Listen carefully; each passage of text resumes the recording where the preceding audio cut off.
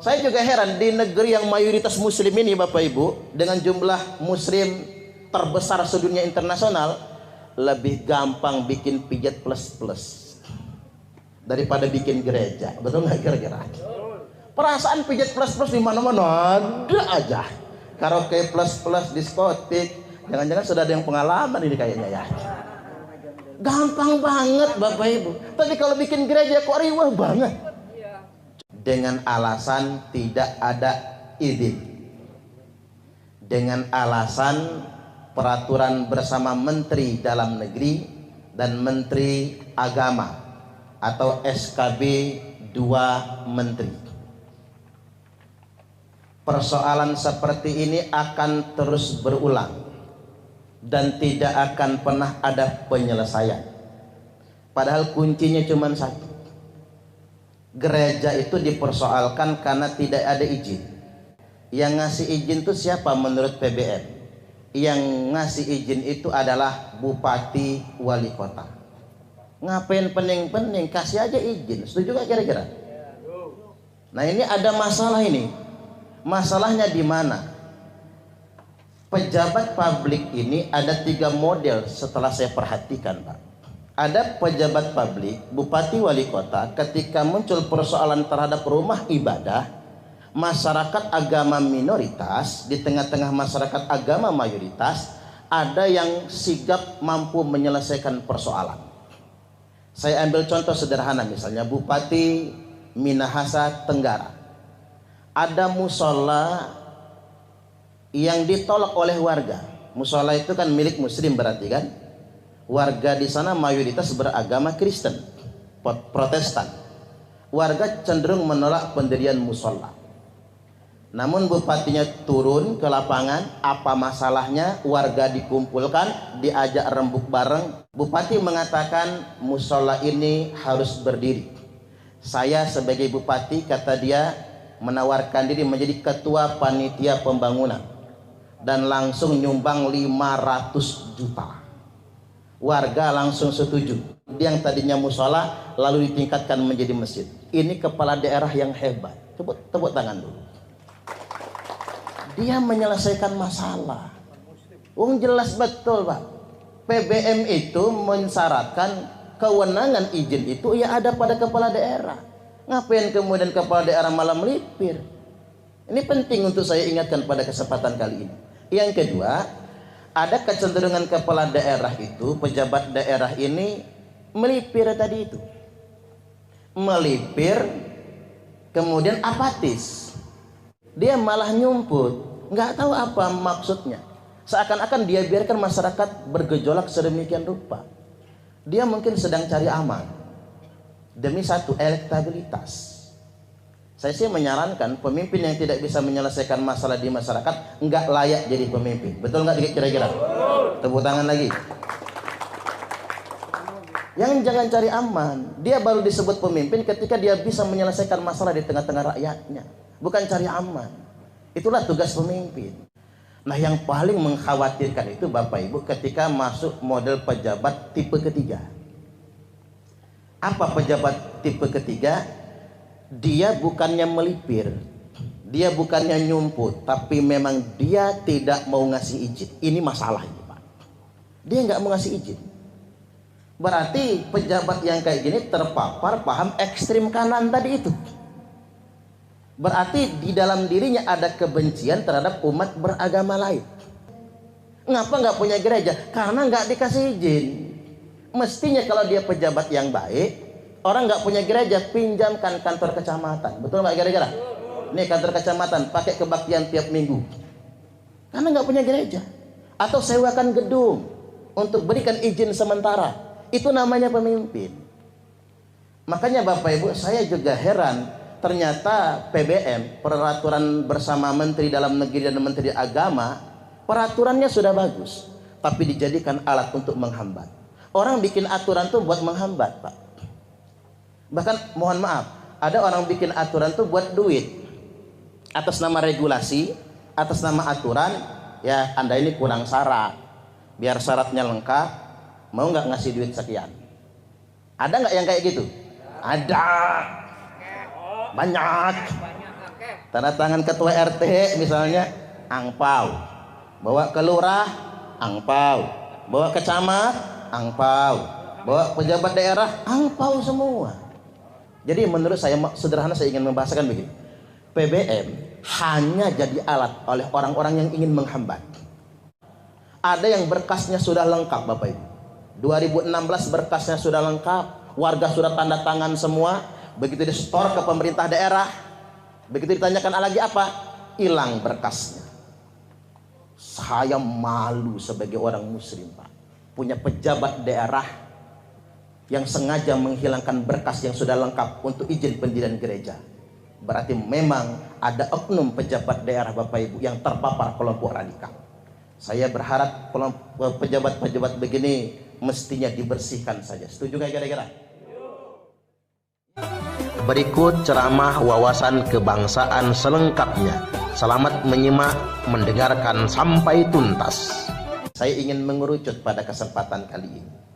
Kita ini bicara wawasan kebangsaan. Ada 4 pilar kehidupan berbangsa dan bernegara kita. Apa saja itu? 1. Pancasila sebagai ideologi negara. Yang kedua, Undang-Undang Dasar Negara Republik Indonesia tahun 1945 sebagai konstitusi. Yang ketiga, sistem kenegaraan, Negara Kesatuan Republik Indonesia. Dan yang keempat, Bhinneka Tunggal Ika. Kita semua berbeda-beda, kita memang beragam suku, agama dan budaya, bahasa, ras dan lain sebagainya, namun kita berbeda-beda tapi tetap satu jua, Bhinneka Tunggal Ika. Saya mau masuk ke Bhinneka Tunggal Ika. Ada kejadian persekusi terhadap umat Kristiani Gereja Kristen Kemah Daud di Raja Basa Jaya yang mempersekusi ketua RT-nya dengan alasan GKKD Kemah Daud itu belum ada izin.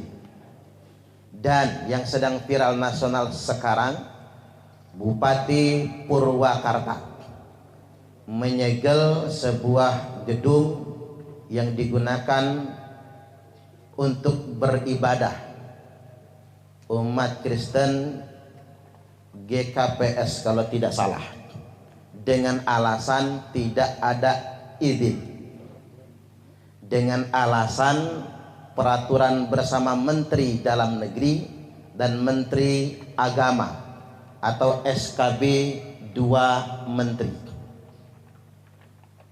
Persoalan seperti ini akan terus berulang dan tidak akan pernah ada penyelesaian. Padahal kuncinya cuma satu. Gereja itu dipersoalkan karena tidak ada izin. Yang ngasih izin itu siapa menurut PBM? Yang ngasih izin itu adalah Bupati Wali Kota. Ngapain pening-pening, kasih aja izin. Setuju gak kira-kira? Nah ini ada masalah ini. Masalahnya di mana? Pejabat publik ini ada 3 model setelah saya perhatikan Pak. Ada pejabat publik, bupati, wali kota, ketika muncul persoalan terhadap rumah ibadah, masyarakat agama minoritas, di tengah-tengah masyarakat agama mayoritas, ada yang sigap mampu menyelesaikan persoalan. Saya ambil contoh sederhana, misalnya Bupati Minahasa Tenggara. Ada musola yang ditolak oleh warga. Musola itu kan milik muslim berarti kan. Warga di sana mayoritas beragama Kristen, Protestan. Warga cenderung menolak pendirian musola.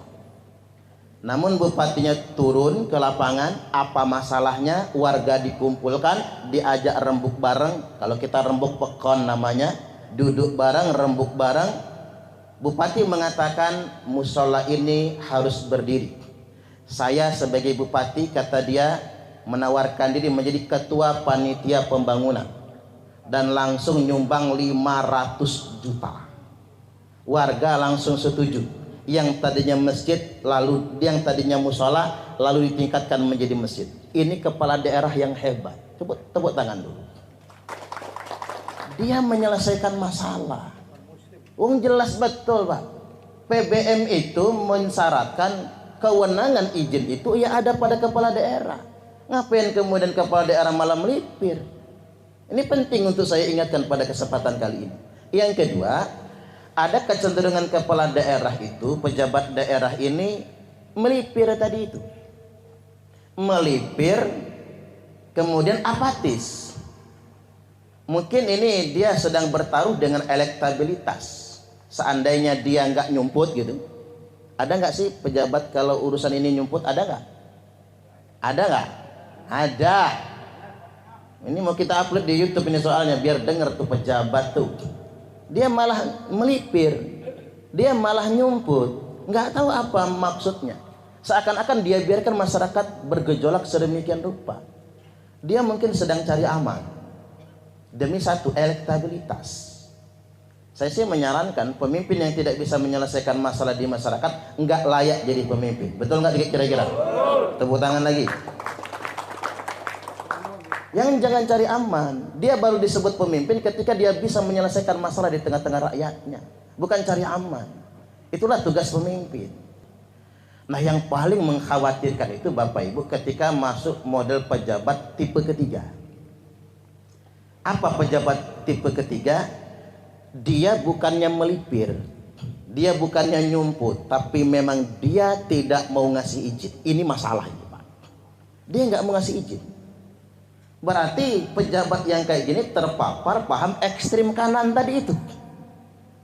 Berarti di dalam dirinya ada kebencian terhadap umat beragama lain. Saya nggak membuat menjat satu agama ya. Misalnya ada pejabat beragama Protestan, tidak suka masjid berdiri umpama. Ada pejabat beragama Muslim, tidak suka gereja berdiri umpama. Berarti dia terpapar paham radikal, ekstrim kanan. Di dalam dirinya ada kebencian terhadap umat beragama lain. Nah ini persoalan Bapak Ibu.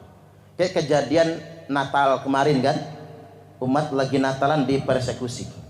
Ada yang Natalan di rumah kan gitu, ada yang Natalan di ruku kalau tidak salah. Kan sederhana memandang persoalan tuh simpel banget kalau saya. Mengapa dia Natalan di rumah? Ya sama orang Islam sering nggak pengajian di rumah? Ada nggak yang mubarin? Nggak berani dibacok dengan macam-macam. Nggak ada kan? Apa masalahnya pengajian di rumah? Dan orang mengadakan Natalan di rumah mungkin dengan alasan nggak punya gereja. Itulah sebabnya dia mengadakan perayaan Natal di rumah karena nggak punya gereja. Mengapa dia tidak punya gereja? Karena pejabat daerah nggak mau ngasih izin. Itu saja masalahnya. Ada yang kemudian Natalan sampai di ruko, dimarahin, digerebek karena fungsi ruko bukan buat gereja, ini menyalahgunakan fungsi bangunan.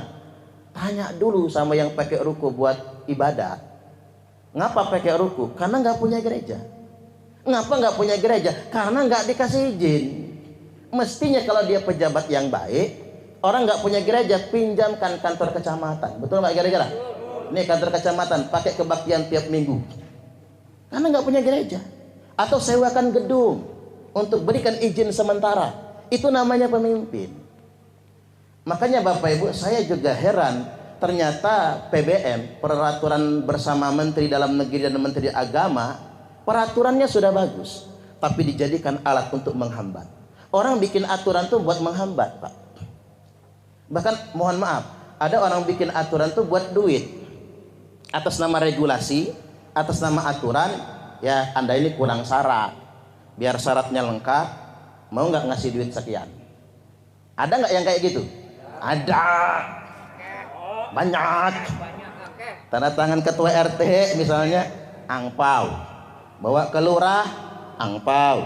Bawa ke camat, angpau. Bawa pejabat daerah, angpau semua. Walaupun masih mending Pak, yang demen-demen angpau itu masih mending gitu ya. Masih enak, bisa diduitkan. Tapi ini kenyataan loh Bapak Ibu. Yang sedemikian rupa. Yang paling bahaya itu ketika orang menjadi sangat ideologis. Oke, coba kita lihat di PBM itu. Syarat mendirikan rumah ibadah itu harus ada data yang disahkan oleh pejabat setempat, jemaat minimal 90 orang. Kan simple itu. Jamaat itu sudah banyak yang lebih dari 100 orang. Cuman mereka ngakalin bagaimana untuk menghambat. Jamaat 90 orang itu harus ada di tempat itu, di RT tersebut. Yang gak bisa Pak, satu RT 90 orang mana bisa kayak gitu. Kalau cari orang Islam mah gampang. Ini sengaja dibuat begitu. Padahal 90 orang itu nggak harus dari kelurahan itu, enggak. Dari mana saja yang dia memang terdaftar di gereja tersebut. Ini kan peraturan itu fleksibel mestinya kan. Udah bagus peraturannya, tapi dibuat rumit oleh orang-orang yang berkepentingan. Yang kedua, syarat izin dari warga sekitar 60. Bagaimana warga sekitar mau mengizinkan? Uang diprovokasi kok. Mohon maaf, ada oknum loh Pak, yang mereka memprovokasi warga. Udah jangan tanda tangan, jangan tanda tangan. Mereka digaji negara loh. Mereka digaji negara. Ini ada apa ini? Jadi menurut saya sederhana saya ingin membahasakan begini. PBM hanya jadi alat oleh orang-orang yang ingin menghambat. Para PBM itu sangat fleksibel sekali. Dan saya turun ke masyarakat, Pak, ternyata masyarakat nggak masalah Ustadz. Rumah kami dekat gereja, tanda tangan. Ada yang berkasnya sudah lengkap Bapak Ibu. 2016 berkasnya sudah lengkap, warga sudah tanda tangan semua.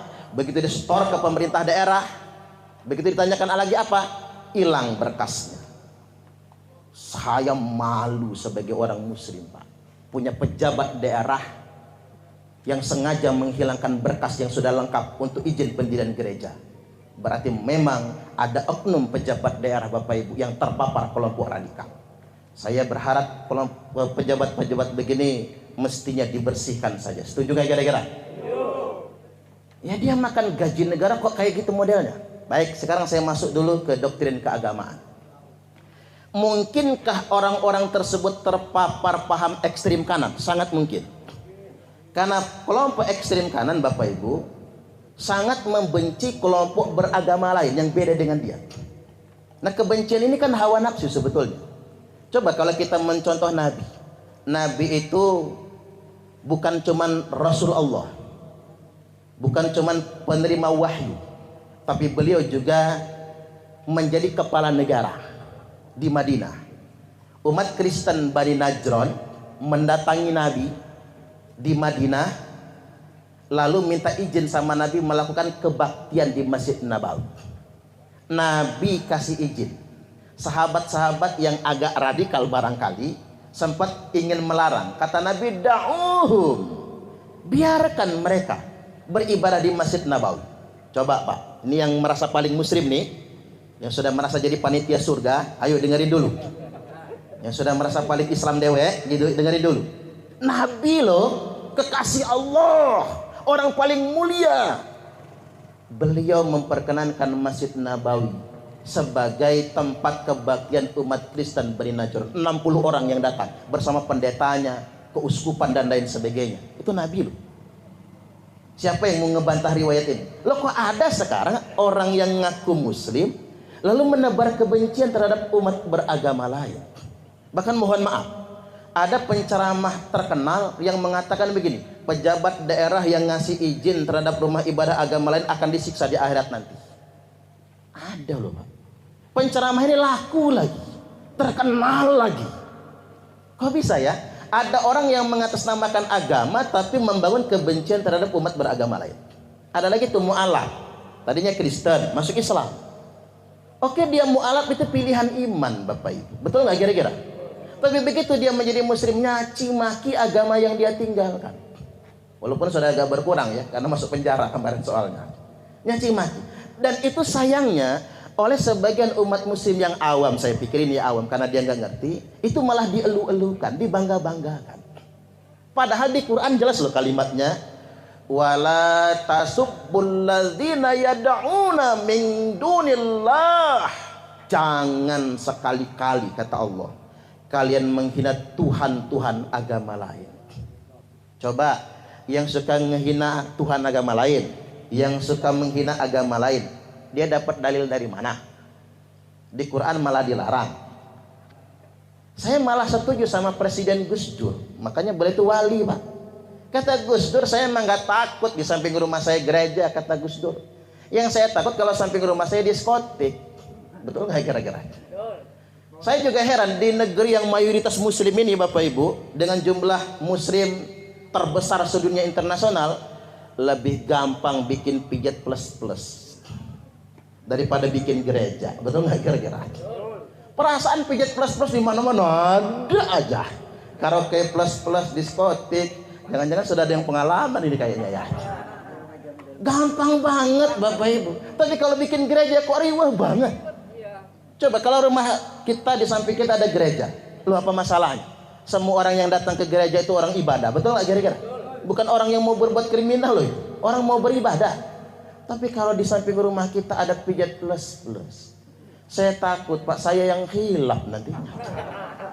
Pulang ceramah, lepas jubah, lepas peci, lepas sorban, lepas sarung, ganti celana jeans, baju kemeja, kacamata hitam, topi, nyamar kita. Nggak ketahuan ustadznya. Kita pakai logika sederhana.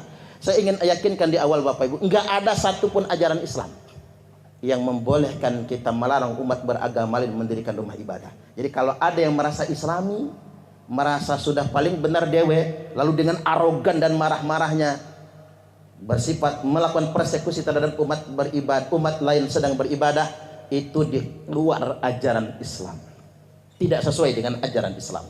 Apalagi kemarin, sepakat? Tepuk tangan dulu. Sekarang begini Bapak Ibu, begitu ada oknum ketua RT ditangkap Polda Lampung, kan jelas faktanya itu mempersekusi. Ibadah sedang berlangsung, videonya kan jelas soalnya. Kecuali kalau nggak ada video, mungkin bisa ngeles orang Pak. Jelas ibadah sedang berlangsung, dihentikan.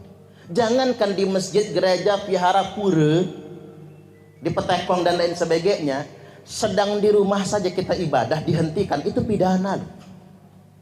Pidananya itu triple itu kemarin. Satu, pidana penodaan agama. Kedua, melakukan kekerasan dan dengan ancaman kekerasan untuk menghentikan orang yang sedang beribadah. Tiga, memasuki pekarangan rumah orang tanpa izin. Kan lompat pagar dia, ngedobrak kan. Tiga pidananya. Ya Polda Lampung Bapak Ibu harus betul-betul meyakinkan ke dunia internasional kita benar-benar NKRI yang menghargai Bhinneka Tunggal Ika. Maka langkah tepat Polda Lampung, tangkap yang bersangkutan, tangkap dan kemudian penjarakan. Tepuk tangan lagi, biar polisinya pede menegakkan hukum itu. Tiba-tiba di demo, coba lihat yang demo siapa? Bendera hitam putih semua kan? Kelompok-kelompok ekstrim dari kelompok yang terlarang yang demo-demo itu, mereka kibarkan bendera hitam. Kan udah jelas kata Imam Ali karramallahu wajhah. Ini kalau lihat bendera hitam lagi orang demo pakai bendera hitam, nih ingat hadis ini. Idza ra'aitumur rayatis sud. Apabila kalian semua melihat bendera hitam dikibarkan, falzamul arda wala tuharriku aydiyakum wala arjulakum. Tetaplah di bumi kalian masing-masing. Jangan gerakkan tangan kalian, jangan gerakkan kaki kalian, jangan ikut-ikutan mereka. Karena mereka itu kelompok bendera hitam palsu. Muncul pertanyaan, yang asli ada nggak Ustaz? Ada. Nanti ketika Imam Mahdi melawan Dajjal. Kapan Dajjal muncul? Kalau sudah kemarau 3 tahun berturut-turut, daun hijau habis semua. Daun masih banyak yang hijau? Masih. Hujan masih? Masih tangeh berarti kan? Di Dajjal dilawan oleh Imam Mahdi. Tapi Imam Mahdi hanya bisa mengalahkan pasukan Dajjal. Yang bisa mengalahkan Dajjal hanya Nabi Isa. Maka Nabi Isa turun membunuh Dajjal. Sedemikian rupa. Oke Bapak Ibu, sebelum Imam Mahdi memimpin pasukan, maka yang pakai bendera hitam itu kelompok bendera hitam palsu semua. Kalau kelompok itu sudah muncul pakai bendera, jangan ikut-ikutan. Kelompok itu qulubuhum kazuburil hadid, hati mereka keras bagaikan baja. Coba Bapak Ibu lihat kelompok-kelompok bendera hitam itu kan kerang semua kan, keras hati keras pala. HTI atau Hizbut Tahrir, JI Jamaah Islamiyah, Al-Qaeda Usama bin Laden kan, ISIS keras semua kan, termasuk Abu Bakar Basir itu kan, karena mereka dari JAD dan JAT. Hubungannya kemana? Hubungannya ke ISIS. Keras semua, hati mereka keras bagaikan baja. La yafuna bi ahdin wala mitsaq. Ciri kelompok mereka tidak pernah menepati janji dan merusak kesepakatan. Apa maksudnya? Dimanapun mereka berada, mereka selalu melanggar kesepakatan hidup berbangsa dan bernegara. Makanya mereka Pak mengkafir-kafirkan sistem kenegaraan yang ada, dan mereka ingin memberontak kepada negara, memberontak kepada pemerintah yang sah. La yafuna bi'ahdin wala mitsaq. Makanya jangan ikut-ikutan kelompok yang sedemikian rupa. Makanya alhamdulillahnya Polda Lampung enggak terusik sama sekali. Tersangka tetap ditahan. Kalau dibebaskan, Pak, kalau dibebaskan, nanti orang merasa bisa menekan penegak hukum. Betul nggak kira-kira? Kata saya, ngapain kalian gagah-gagahan kayak gitu? Kalau memang pengen bebas, kan kita punya mekanisme hukum restoratif justice, betul? Ya sudah. Sama polisi itu nggak usah nantang. Sama polisi itu ngomong baik-baik aja, betul nggak? Kalau bisa menangis, bisa nanti. Tapi kalau dengan nantang-nantang, apalagi sudah diboncengi oleh kelompok bendera hitam, ini masalah. Gara-gara diboncengi oleh kelompok bendera hitam, Bapak Ibu, maka saya mendukung penuh Polda Lampung menyelesaikan masalah ini. Cepat limpahkan ke kejaksaan, cepat dilimpahkan ke pengadilan, dan cepat adanya putusan. Tapi ingat, kita tepuk tangan dulu. Kita menganut sistem hukum praduga tak bersalah. Jadi kita pula jangan menghakimi sebelum ada vonis pengadilan. Lebih baik yang koar-koar diskriminasi, kriminalisasi itu, kalau memang mereka merasa benar, tarung di pengadilan. Hakim tidak mungkin disetir, Bapak Ibu. Kalau salah dia tetapkan salah, kalau benar pasti dia bebaskan. Jadi begitu. Baik, sedikit lagi Bapak Ibu. Yang selanjutnya saya perlu ingatkan pada kesempatan kali ini. Yuk Pak, kita ini mayoritas muslim. Mayoritas muslim di Indonesia ini dengan jumlah populasi muslim terbesar sedunia internasional. Dulu waktu India, Pakistan, Bangladesh belum pecah 3 negara, India adalah negara yang muslim terbanyak. Tapi setelah mereka pecah 3 negara, Indonesia dengan negara yang jumlah muslimnya terbanyak sedunia internasional. Tapi mohon maaf Bapak Ibu, kita ini muslim mayoritas kadang-kadang dianggap seperti kelompok pinggiran, muslim pinggiran. Ini ada sekelompok orang yang ngaku cucu Nabi, seakan-akan menjadi warga agama kelas 1. Jadi kita muslim pribumi ini Pak, warga agama kelas 2 itu. Emang dia dapat Islam dari mana itu coba? Allah nggak pernah lo ngajarin kayak gitu, Nabi nggak pernah mengajarkan kayak gitu. Itu sudah menunjukkan Bapak Ibu, seperti ada kelas dalam beragama. Mereka kasta tertinggi, kita kasta bawah gitu. Mentang-mentang hidung kita ini proporsional, nggak mancung-mancung. Saya nggak suka bener yang kayak gini nih Pak. Saya nggak suka, ini feodalisme ini bertentangan dengan ideologi kita kan. Ideologi kita nggak boleh mengajarkan feodalisme. Kalau Habib beneran Bapak Ibu mungkin kenal, Habib Umar bin Hafiz. Beliau bukan cuma ulama untuk umat Islam, umat Kristen, Katolik, semua agama.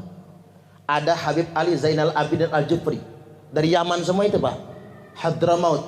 Dua-duanya ulama internasional ngayomi, berteman dengan Vatikan, berteman dengan semua umat beragama lain. Enggak kemudian maki-maki, marah-marah, kemudian mengajak umat melawan pemerintah yang sah. Artinya jangan sampai kemudian kita diam melihat kenyataan itu. Ada orang yang kemudian mempolitisasi agama, tapi bersikap feodal, merendahkan orang lain. Bahkan kita merendahkan kita. Nggak boleh yang sedemikian rupa Bapak Ibu. Baik, kemudian yang berikutnya, saya ingin ngajak kita juga mawasti. Sebagai muslim mayoritas, kita punya kewajiban merepresentasikan Islam yang sesungguhnya. Betul nggak kira-kira? Islam itu kan rahmatan lil alamin. Sekarang begini, kita ya berhitung Bapak Ibu. Jumlah masjid di Indonesia ini 800.000 masjid. Belum musola, dengan musolanya sekitar 1,5 juta. Ini bukan data saya loh, data statistik saya baca di Google soalnya. Kalau salah Google itu. Jumlah masjid terbanyak sedunia internasional. Dan masjid di Indonesia ini Pak dekat-dekatan, 1 RT 2-3 masjid. Hanya Indonesia Raya tercinta ini bikin masjid nggak pakai IMB. Coba tanya Pak, 80% masjid di Indonesia itu nggak punya IMB. Di Arab Saudi, 21 negara Arab ya, nggak boleh bikin masjid tanpa izin. Kalau ada masyarakat bikin izin pakai panitia pembangunan masjid, warga RT sekian umpama bikin masjid, nggak izin ke kerajaan, dihancurkan pakai eskavator itu. Masjid Diror, bikin masjid tanpa izin pemerintah. Atau kalau kita kejauhan ke Arab, barangkali belum sempat umroh atau haji, main ke Malaysia, Brunei Darussalam. Malaysia itu Bapak Ibu kerajaan Islam, Brunei Darussalam itu kerajaan Islam. Masjid jaraknya 3 kilo. Orang mau ke masjid kalau Jumatan naik bis, nggak bisa bikin masjid kalau nggak diizinkan kerajaan. Makanya yang geger-gegeran tuh kayaknya memang kopinya kurang kental, mainnya kurang jauh hidup. Mungkin begitu. Sekarang begini, Indonesia ini jumlah masjid terbanyak, datanya Jawa Barat masjid terbanyak se-Indonesia. Masjidnya saja 60.000 dengan musola lebih dari 100.000. Yang nomor 2 Jawa Tengah, yakni 50.000 masjid lebih. Yang nomor 3 Jawa Timur, 48.000 masjid lebih. Yang nomor 4 Sulawesi Selatan, 14.000 masjid lebih. Yang nomor 5 Lampung, 12.000 masjid lebih. Saking banyak masjid. Jawa Barat dengan provinsi terbanyak masjidnya, bikin gereja susah bukan main. Iya bayar. Nah kita kadang heran. Coba lihat ke Eropa, London. London itu ibu kota kerajaan Inggris, Britania Raya. Inggris itu kerajaan Kristen. Itu murni Bapak Ibu. Inggris negara kerajaan agama loh, kerajaan Kristen Inggris itu. Di pusat kerajaan Kristen London ada 423 masjid dibangun bekas gereja. 423 masjid di kota London itu tadinya bekas gereja. Gereja yang nggak kepake lagi, nggak dijual buat diskotik atau buat toko, dijualnya buat masjid. Nggak ada orang Kristen di Inggris geger-gegeran. Coba kalau Bapak Ibu balik, ada gereja, ada masjid di Bandar Lampung dijual jadi masjid. Ada masjid di Bandar Lampung dijual jadi gereja. Hancur itu gereja, yakin saya. Nah, saya nggak mau beragama itu bertentangan dengan hati nurani. Tolong ini bagi yang merasa panitia surga, yang merasa Islam betulan, saya nggak mau Anda mengamalkan Islam yang bertentangan dengan nurani kebenaran. Inilah yang disebut oleh Syekh Muhammad Abduh, al-Islamu mahjubun bil muslimin. Kadang-kadang keagungan nilai-nilai Islam ini tertutupi oleh arogansi sebagian orang muslim. Gara-gara arogansi kita, gara-gara sikap kita, akhirnya keagungan nilai yang luhur tersebut tertutupi. Baik Bapak Ibu, sedikit lagi ingin saya sampaikan bagian akhir. Oh lanjut ya. Jangan kelamaan, jam berapa itu ya? Saking semangatnya ya. Banyak gak apa-apa. Jangan terpapar dengan kelompok-kelompok begitu. Sekarang begini, kelompok yang mengklaim dirinya sebagai representasi Islam tapi radikal. Kan Nabi sudah membantu kita mengidentifikasikannya. Apa kata Nabi? Beliau bersabda, yakhruju qaumun min ummati, akan keluar sekelompok orang di tengah-tengah umatku, yaqra'unal Qur'an, mereka semua fasih-fasih membaca Al-Qur'an. Laisa qira'atukum ila qira'atihim bisyai', di mana bacaan Quran kalian tidak ada apa-apanya dibandingkan dengan bacaan Quran mereka. Wala salatukum ila salatihim bisyai', salat kalian tidak ada apa-apanya dibandingkan dengan salat mereka. Wala siyamukum ila siyamihim bisyai', puasa kalian tidak ada apa-apanya dibandingkan dengan puasa mereka. Jadi ada sekelompok orang Bapak Ibu ceritanya, Islamnya kayaknya iya banget, Islamnya kayaknya hebat banget, bacaan Qurannya hebat mereka, salatnya rajin mereka, puasanya rajin mereka. Yahkiru ahadukum amalahum min amalihim, sampai-sampai salah seorang di antara kalian kata Nabi akan minder kalau membandingkan amal dengan amal mereka semua. Kelompok ini fanatik sangat, tapi jangan pernah tertipu kata Nabi. Mereka itu justru menjadi kilabun nar, anjing-anjing neraka. Lo kok iso Pak? Rajin salat, hatam Quran, rajin puasa tapi jadi anjing neraka. Mengapa mereka sedemikian rupa? Sebab yang pertama satu, mereka paling suci, merasa paling suci, menganggap orang lain kafir semua yang beda dengan mereka. Fala tuzakku anfusakum, janganlah kalian merasa suci dengan diri kalian sendiri. Huwa a'lamu bimanittaqo, dialah Allah yang paling tahu tentang siapa orang-orang yang benar-benar bertakwa. Kedua, mengapa mereka sedemikian rupa? Dikarenakan mereka melawan pemerintah yang sah. Man kharaja minat ta'ah, barang siapa yang keluar dari ketaatan kepada pemerintah yang sah, wa faraqal jamaah, dan memisahkan diri dari negara, famata, maka dia mati mata mitatan jahiliyah, matinya mati jahiliyah. Udah habis waktunya ya? Belum. Dikit lagi. Maka matinya, saya pikir MC-nya mau ngasih kode soalnya. Maka matinya mati jahiliyah. Jadi sekarang begini Bapak Ibu, maksud saya, kalau ada orang yang mengatasnamakan agama tapi destruktif, mengatasnamakan agama tapi arogan, mengatasnamakan agama tapi mengajak kita umat melawan pemerintah yang sah, dia sesat dan menyesatkan. Kalau dia mati dalam keadaan itu, matinya bukan mati syahid, tapi matinya mati jahiliyah. Mata mitatan jahiliyah, matinya mati jahiliyah. Terakhir Bapak Ibu, saya ini belum lama ini ceramah di Provinsi Bali. Tapi yang saya ceramahi 100% muslim yang saya ceramahi di Bali, Pak. Tapi betapa terkejutnya saya Bapak Ibu, ketika di Bali, muslim yang saya ceramahi bukan Islam kayak kita, Pak. NII, Kelompok Negara Islam Indonesia. Saya juga heran, kalian ini, kata saya, antum, jangan kayak kalian sama mereka, marah nanti. Antum ini, kata saya, muslim minoritas di Bali, tapi kok radikal. Jadi tokoh-tokoh agama di Bali bingung, Pak. Kalau kami sampai berantem sama mereka, Ustaz, nanti dikira Hindu versus Islam yang berantem. Padahal mereka memang kelompok radikal. Sudah minoritas tapi ngeyel, minoritas tapi merengkel, itu nggak boleh. Dia sudah tersusupi ajaran yang salah tadi itu Bapak Ibu. Kemudian yang kedua, seminggu sebelum puasa, saya kan diundang Pak Pandi Chandra ngasih narasumber kan. Saya mendadak membatalkan, tapi Pak Pandi Chandra nggak marah sama saya. Saya mendadak membatalkan karena saya diundang ke Nusa Tenggara Timur Bapak Ibu. Kota Kupang, bukan Kota Kupang Bandar Lampung. Kupang Nusa Tenggara Timur itu mana sih sono ya? Nusa Tenggara Timur Bapak Ibu. Ada orang Kupang tak Pak? Bapak orang Kupang? Hah? Yang mana? Ya tak? Oh Kupang Tebak. Kirain Kupang mana? Kupang Nusa Tenggara Timur.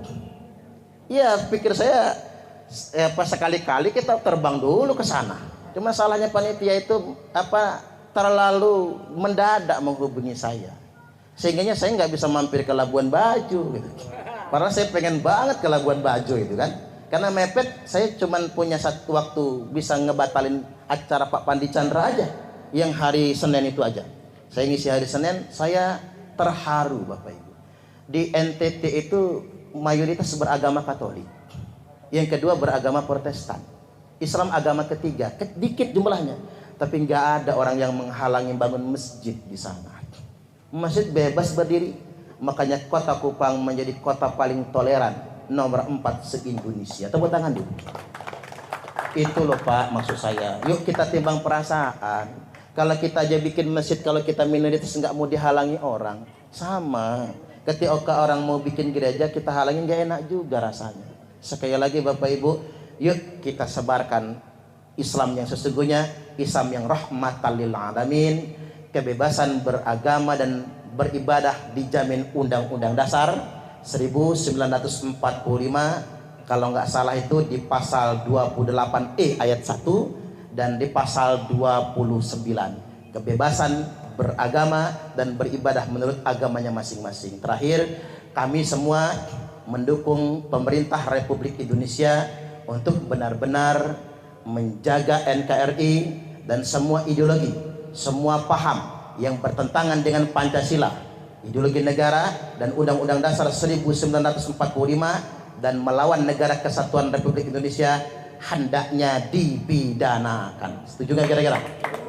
Tepuk tangan. Baik, demikian wallahul muwaffiq ila aqwamit thoriq.